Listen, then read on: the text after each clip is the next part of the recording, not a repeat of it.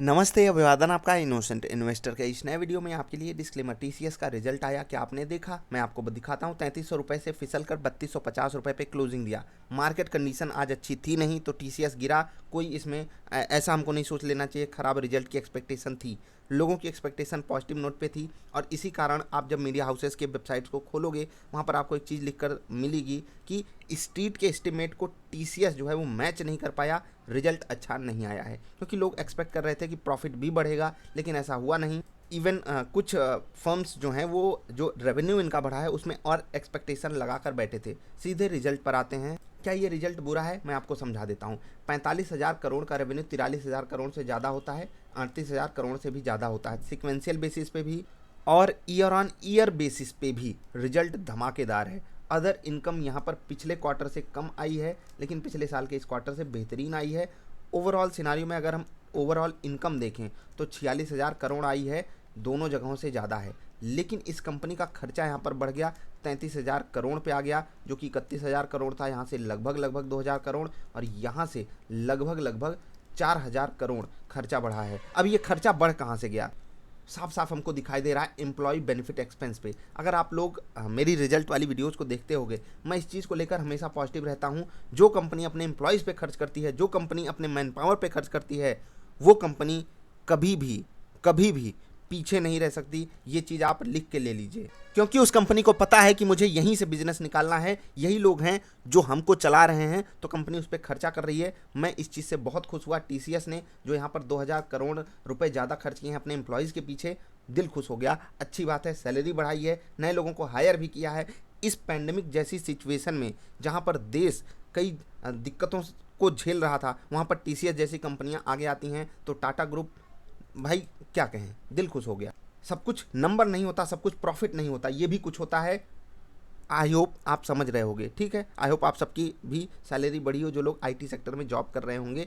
23,000 करोड़ से 25,000 करोड़, 22,000 करोड़ से भी बढ़ा है। मतलब कि खर्चा इन्होंने बढ़ाया है, जेन्युइन तरीके से एम्प्लॉयज़ के ऊपर इन्होंने खर्चा किया है। इसी कारण आपको यहाँ पर देखने को मिलेगा खर्चा बढ़ गया। तो जो इनकी नॉन कंट्रोलिंग इंटरेस्ट को अगर हम हटा दें, share holders of the company का जो प्रॉफिट आया है हमारे सामने 9,008 करोड़ का आया है, जो कि पिछले क्वार्टर से लगभग 250 करोड़ कम है। 250 करोड़ रुपए इन्होंने कम मुनाफा कमाया। 240 करोड़ 238 करोड़ जो भी आ रहा है, पिछले साल के इस क्वार्टर से काफ़ी ज़्यादा है। लगभग 2,000 करोड़ रुपए ज़्यादा है कमाई। पिछले क्वार्टर से 240 करोड़ के आसपास कम है।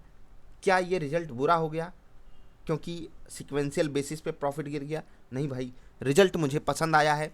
उम्मीद मुझे भी बेहतरी की थी। मुझे ऐसा लग रहा था कि अगर एम्प्लॉय बेनिफिट एक्सपेंस पे ये कंपनी खर्च कर रही है, तो ऑफकोर्स सी बात है कि रेवेन्यू भी तगड़े से बढ़ा होगा। लेकिन अच्छी कंपनियां यही काम करती हैं। हो सकता है, हो नहीं सकता, ये होगा। आप देखिएगा कि टीसीएस आने वाले कुछ क्वार्टर्स में बहुत धमाकेदार रिजल्ट देगा। अगर इस रिजल्ट के बाद टीसीएस में कोई गिरावट आती है, मौका है इन्वेस्टिंग का। मैं आपको हमेशा ट्रेड के लिए बोलता हूँ, लेकिन टीसीएस अगर गिर जाता है, एक ठीक ठाक करेक्शन दिखा जाता है, तो आपको ज़रूर खरीदना चाहिए। क्या गिरेगा? गिरना चाहिए। क्यों? क्योंकि स्ट्रीट का एस्टिमेट जो है वो थोड़ा सा हायर नोट पे था।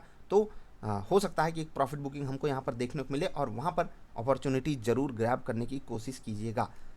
थोड़ा सा एक बात मैं आपको दिखाना चाहता हूँ, बहुत ध्यान से देखिएगा, मजाक के तौर पे लीजिएगा इसको। आप यहाँ पर देखिए, रेवेन्यू बढ़ा हुआ है ना इनका, 45,000 करोड़ साफ साफ इन्होंने बताया, खुद अपने रिजल्ट में बताया है। ग्रोथ 4% की क्वार्टर ऑन क्वार्टर, 18.5% की ईयर ऑन ईयर। लेकिन जब नेट इनकम की बात आई, यहाँ पर क्वार्टर ऑन क्वार्टर की बात की ही नहीं इन्होंने। मतलब कि अपनी कमी को छुपा लिया टीसीएस ने। क्या ऐसा है?